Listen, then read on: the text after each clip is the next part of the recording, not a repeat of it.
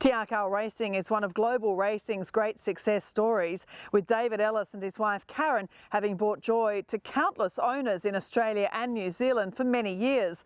I caught up with David in the pre-COVID era at the Karaka yearling sales to talk about the great yearlings he's bought, such as Probabeel, Melody Belle and Akau Shark, and it was straight after the Akau Tangerine had been carried to success for the fourth successive year in the Karaka Million by Probabeel. Congratulations. Right over the top. Good up to win it. The Kiwis fighting back Avantard.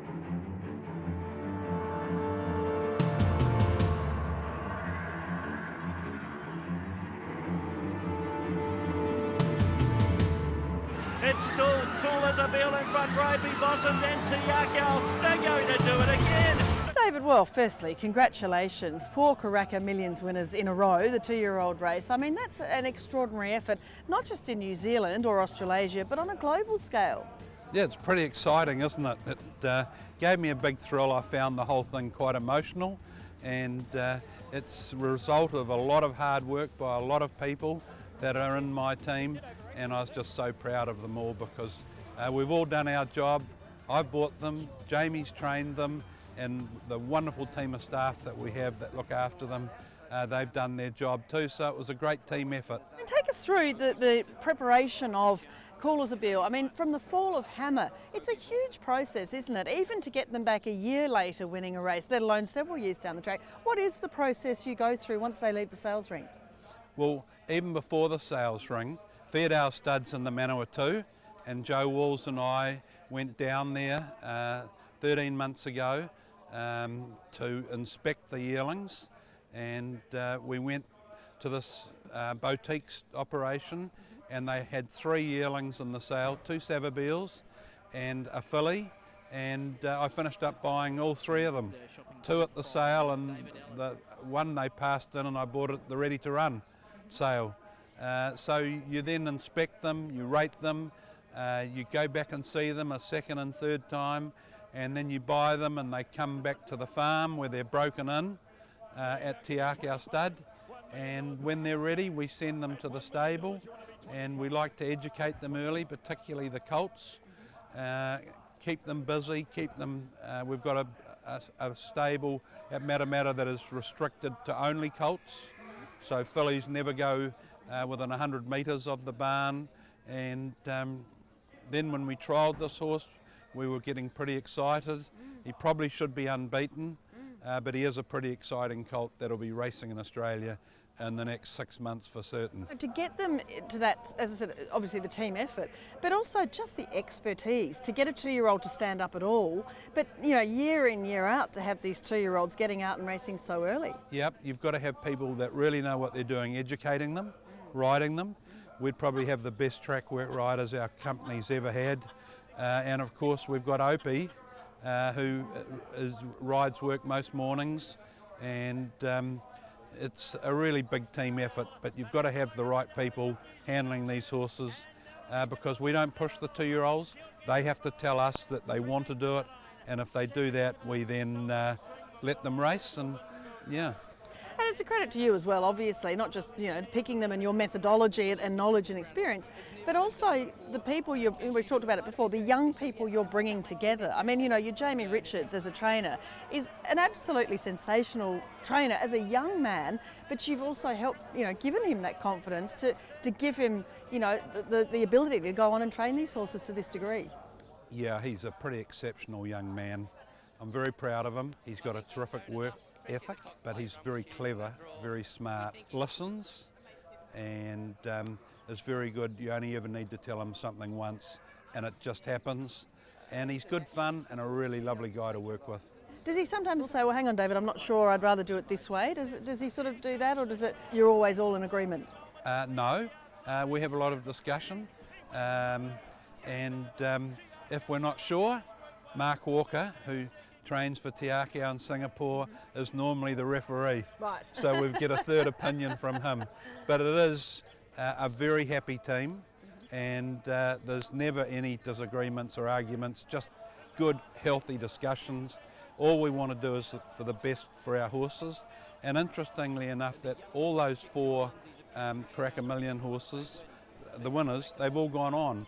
Look at Melody Belle, look at Avantage, and look at Probabeel. So they're not just 2-year-olds that we're buying horses that can race at 2, but ones that'll train on. Funstar and Probabeel down the outside. Well, that was the next thing I was going to say. It's so rewarding, isn't it, that they can train on and be, you know, Probabeel, you know, I'm sure in a year or so she'll still be racing at the elite level. Yeah. And what she did in Australia already was so great. But it's also an interesting thing of where they go, you know, the stud offers for Akau Belle. How do you handle that? Do you just wait and say, look, it's not on the drawing board until he's raced further on? Or what do you do in negotiations about these studs that I understand are interested in the colt?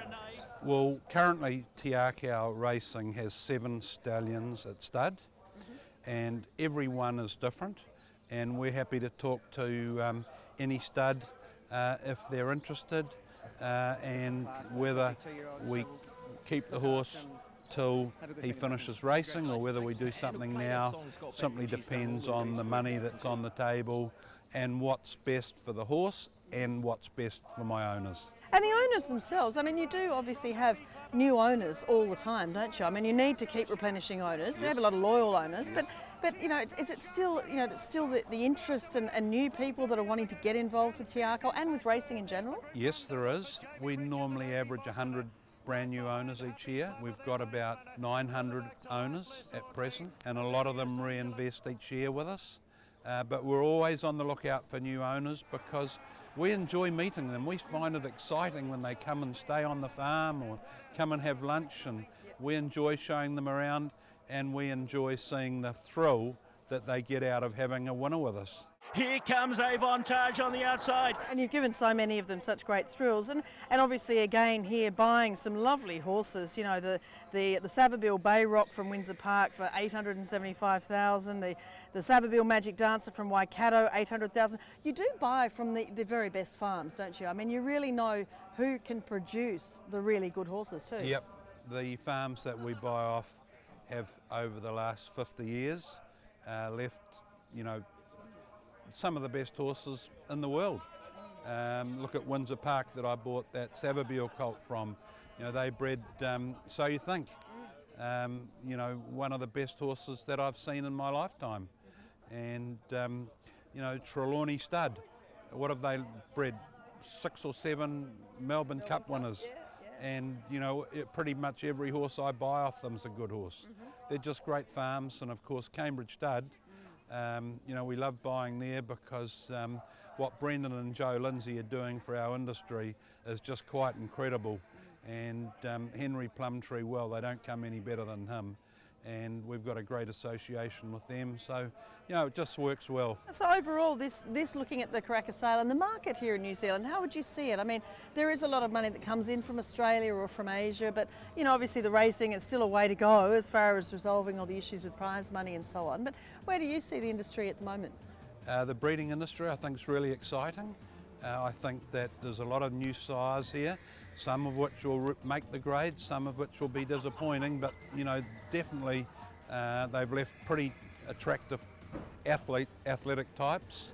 The racing industry, well, we're just fortunate that we've got Winston Peters, who's be the best racing minister that we've had for a while, and he's making some big changes, tax deductions, making the Inland Revenue Department more user-friendly, and it will make a big difference.